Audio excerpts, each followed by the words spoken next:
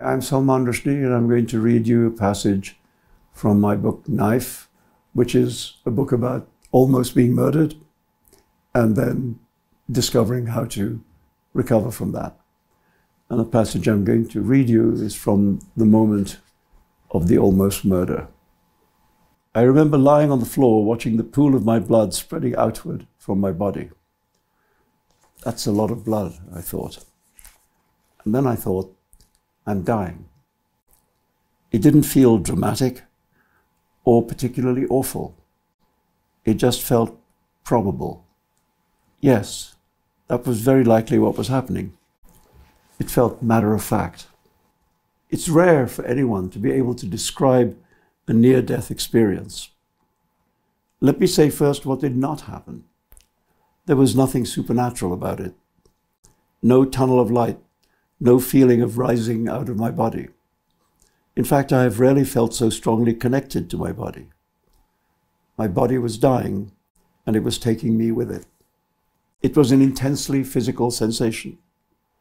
Later, when I was out of danger, I would ask myself, who or what did I think the me was, the self that was in the body but was not the body? The thing that the philosopher Gilbert Ryle once called the ghost in the machine. I have never believed in the immortality of the soul, and my experience in Chautauqua seemed to confirm that. The me, whatever or whoever it was certainly on the edge of death along with the body that contained it. I had sometimes said, half humorously, that our sense of a non-corporeal me or I might mean that we possessed a mortal soul, an entity or consciousness that ended along with our physical existence. I now think that maybe that isn't entirely a joke. As I lay on the floor, I wasn't thinking about any of that. What occupied my thoughts and was hard to bear was the idea that I would die far away from the people I loved, in the company of strangers. What I felt most strongly was a profound loneliness.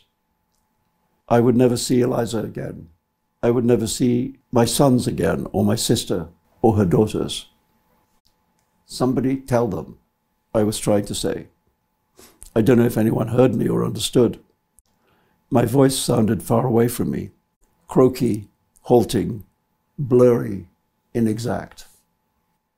I could see as through a glass darkly. I could hear indistinctly. There was a lot of noise. I was aware of a group of people surrounding me, arching over me, all shouting at the same time. A rackety dome of human beings enclosing my prone form. A cloche in food world terminology, as if I were the main course on a platter, served bloody, saignant, and they were keeping me warm, keeping, so to speak, the lid on me. I need to talk about pain because on this subject, my own recollections differ considerably from the memories of those around me, a group which contained at least 2 doctors who had been in the audience. Members of this group said to journalists that I was wailing with pain, that I kept asking, what's wrong with my hand? It hurts so much. In my own memory, strangely, there's no record of pain. Maybe shock and bewilderment overpower the mind's perception of agony. I don't know. It's as if a disconnect had appeared between my outward, in the world self, which was wailing, etc., and my inward, within myself self, which was somehow detached from my senses, and was, I now think, close to delirious. Red Rum is murder backward. Red Rum, a horse, won the Grand National steeplechase 3 times, 73, 74, 77. This is the kind of random nonsense that was cropping up between my ears. But I did hear some of what was being said above my head. Cut his clothes off so we can see where the wounds are, somebody shouted. Oh, I thought, my nice Ralph Lauren suit. Then there were scissors, or maybe a knife, I really have no idea, and my clothes were being torn off me. There were things that people needed to attend to urgently. There were also things I needed to say.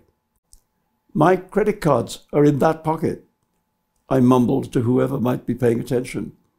My house keys are in the other pocket. I heard a man's voice saying, what does it matter? Then a second voice, of course it matters. Don't you know who this is? It was probable that I was dying, so what did it matter indeed? I didn't expect to need house keys or credit cards. But now looking back, hearing my broken voice insist on those things, the things of my normal everyday life, I think that a part of me, some battling part deep within, simply had no plan to die and fully intended to use those keys and cards again in the future, on whose existence that inner part of me was insisting with all the will it possessed. Some part of me whispering, live, live.